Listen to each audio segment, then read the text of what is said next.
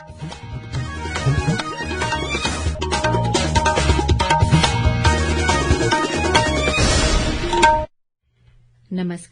ये आकाशवाणी शिमला है। अब आप प्रभा शर्मा से प्रादेशिक समाचार सुनिए। केंद्रीय मंत्रिमंडल ने प्रधानमंत्री किसान संपदा योजना के लिए 1920 करोड़ रुपए के अतिरिक्त परिव्यय के साथ कुल 6520 करोड़ रुपए के परिव्यय को मंजूरी दे दी है। आज नई दिल्ली में मंत्रिमंडल के निर्णयों की जानकारी देते हुए सूचना व प्रसारण मंत्री अश्विनी वैष्णव ने बताया कि इसमें बजट घोषणा के अनुरूप घटक योजना, एकीकृत शीत श्रृंखला और मूल्य संवर्धन अवसंरचना के अंतर्गत 50 बहु उत्पाद खाद्य विकिरण इकाइयां स्थापित करने के लिए 1000 करोड़ रुपए शामिल है।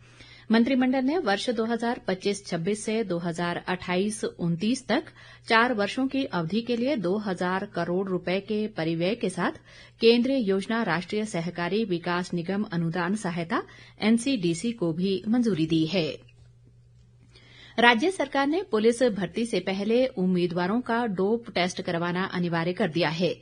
मुख्यमंत्री सुखविंदर सिंह सुक्खू ने बताया कि नए भर्ती होने वाले सभी कर्मचारियों को शपथ पत्र देना होगा कि वे चिट्टे का सेवन नहीं करते हैं। उन्होंने कहा कि राज्य सरकार नशे की रोकथाम के लिए गंभीरता से काम कर रही है और हर जिले में नशा मुक्ति केंद्र खोलने का फैसला लिया गया है।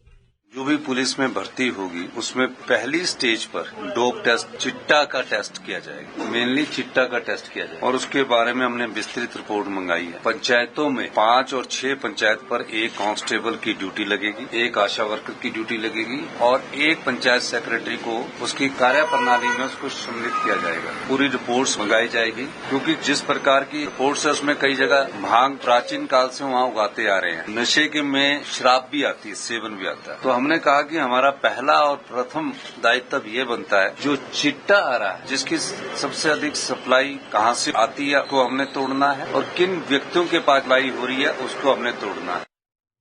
सांसद डॉक्टर राजीव भारद्वाज ने आज लोकसभा में कांगड़ा जिले में नूरपुर की बहुउद्देशीय फिन्ना सिंह सिंचाई परियोजना को प्रधानमंत्री कृषि सिंचाई योजना में शामिल करने का मुद्दा उठाया।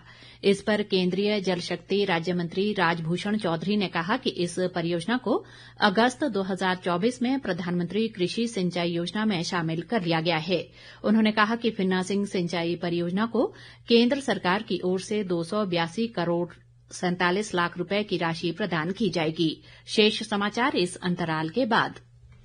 बाकी समाचारों में सांसद डॉक्टर सिकंदर कुमार ने राज्यसभा में असंगठित क्षेत्र के श्रमिकों के जीवन स्तर और सामाजिक सुरक्षा में सुधार का मुद्दा पुरजोर ढंग से उठाया।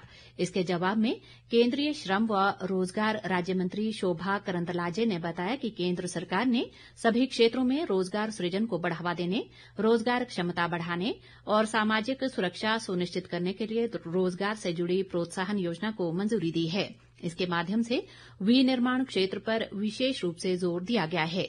केंद्रीय मंत्री ने सिकंदर कुमार को बताया कि केंद्र सरकार ने असंगठित क्षेत्र के श्रमिकों के कल्याण के लिए चलाई जा रही योजनाओं को एक पोर्टल यानी ई श्रम पर एकीकृत किया है।